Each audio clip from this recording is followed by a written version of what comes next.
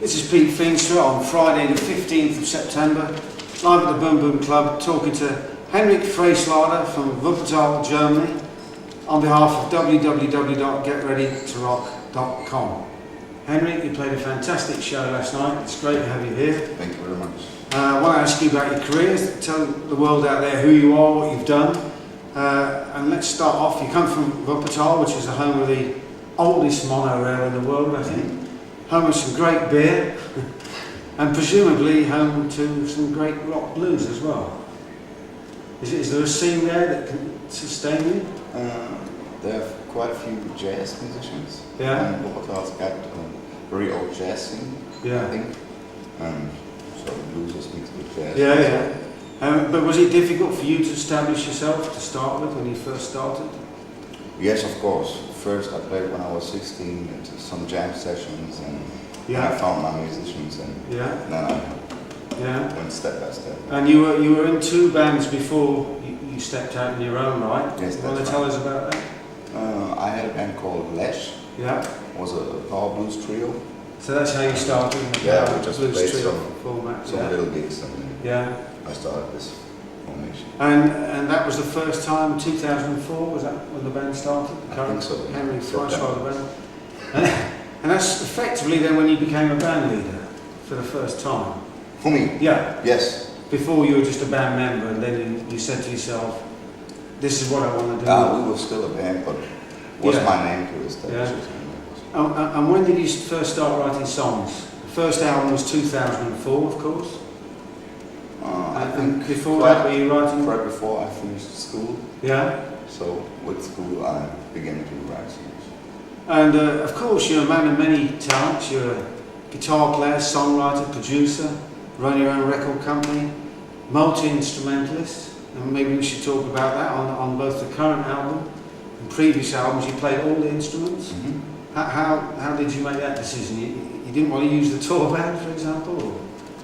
I want to use them, and I will for the next future. record. Yes. But I started to play drums when I was 4 years old. 4? Yeah. And then I played drums for 10 years. Picked up the bass and played some piano. Even had some piano lessons. And when did you first start on guitar? What brought you to the guitar? I think I was 14 when I heard Gary Moore play for the first time, and that completely got me into guitar playing and into blues. So he was your first major influence? Yes, and he still is. Absolutely, and of course last night you played a special tribute to him at the end of the show, which was fantastic. Some of your material is also very much like Peter Green's. Is he an influence at all? Yes, of course, but also through Gary Moore, the album Blues for Greedy. Yeah. So I got into natural progression. Yes, I love Peter Green. And all those people, of course, are well established in Germany, I guess. So you would see them on TV and on tour, I assume. Yes, of course. Yeah. So when did you first move out of Wuppertal and actually start touring with the band? I think. And was it a struggle? I mean, did you have to work hard? Yes, of course, but that's a good way. Yeah, that's how you learn it. I like that very much. Yeah. And it was actually when I founded the Henrik Freischlader band. Yeah. And we played every gig we could possibly play. Yeah. And so we went step by step, and since then, till now. And out of your recording career up to now, you've already recorded 2 live albums, 2010 and Martin, what's the guy's name? Martin. Sorry, Martin, who's produced the great stuff for you, or engineered some great stuff for you. And, so thinking about that, are you happy working in a live environment than in a recording studio? Or was it just the fact you wanted to take some new material out and record it live?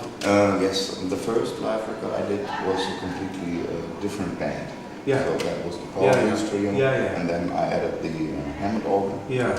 Mo was playing, and so I wanted to have some new live material with the organ, because I like it much better. Right.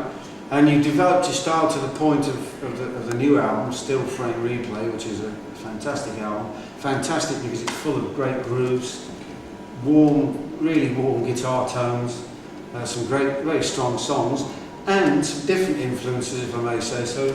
J.J. Cale comes to mind. Does he mean anything to you?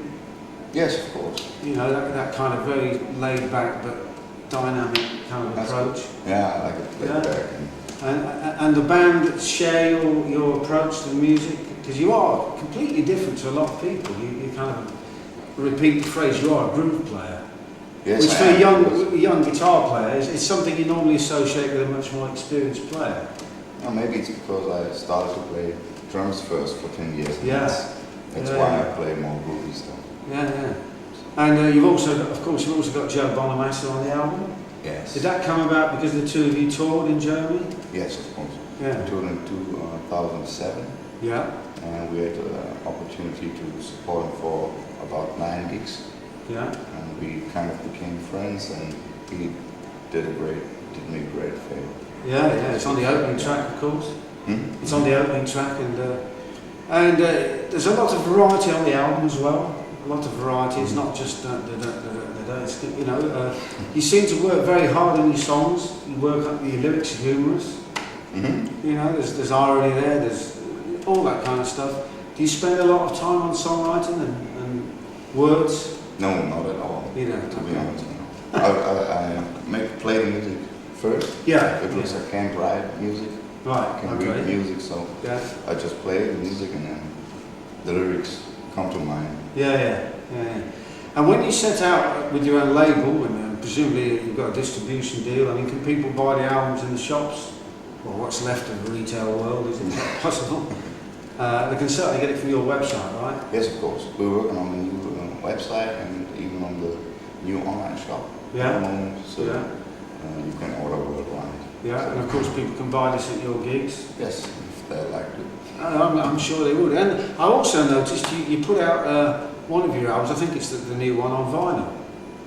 Yes. So there's still a lot of interest in vinyl, right? Yeah, since I founded my own label, Cable Cover, I put everything on vinyl. Wow. And did you get a good response to that? Yes, in Germany it's very good. Yeah, it's in France actually, we were over there recently, very much the same thing. Does that take up a lot of your time running the label and doing the business side of that? Yes, of course, but I like it and I love it. Yeah. And have you got any other signings to your own label apart from yourself? Any ideas for that? Yes, just before we got on tour here. Yeah. The last day at home I was in the studio finishing 2 albums which I produced. And what are they? Do you want to tell everybody about that? Yes, of course. It's Leila Zhu from Canada. She's a great singer, and I did the album with her together. I played the instruments and I wrote the songs. Again, you play all the instruments. Yes. Great stuff. And there's a friend of mine called Tommy Schneller. Yeah. Who sounds like Tommy Castro, actually. He's very soulful, isn't he? He is. He's kind of got good, And we did a, so to say, Motown soul kind of album, which I really like. And do you use the same production team on that you use on your records? Yes, I did. And the same approach? Yes, I became friends with Martin Weinschäfer. Yeah. And he's a really nice guy, and he knows how to make the old sound. And you titled one of your albums after him, of course. Yes, of course. Which is a nice thing to do. Because he did a great job. Yeah. So this is your first proper UK tour. You played, what was the name of that blues festival in the north? Maryport, where you were an instant success, fantastic. And last night the Beagle Club was great, and this is your second date. And do you want to tell everybody out there what else you've got coming up? Can you remember? I think you're playing Buxton Festival tomorrow. Buxton Festival tomorrow. Derbyshire. We're playing Glasgow. Yeah.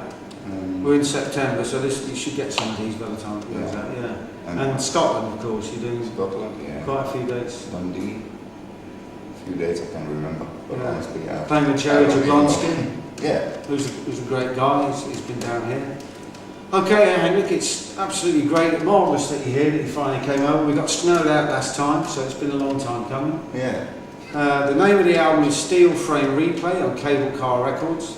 The artist is Henrik Freischlader, I hope I said that correctly. It's an absolute pleasure to have you here. This is Pete Feenstra for www.getreadytorock.com with Anne on the camera and Pierre Tom on the camera. Thank you to Henrik. Good evening.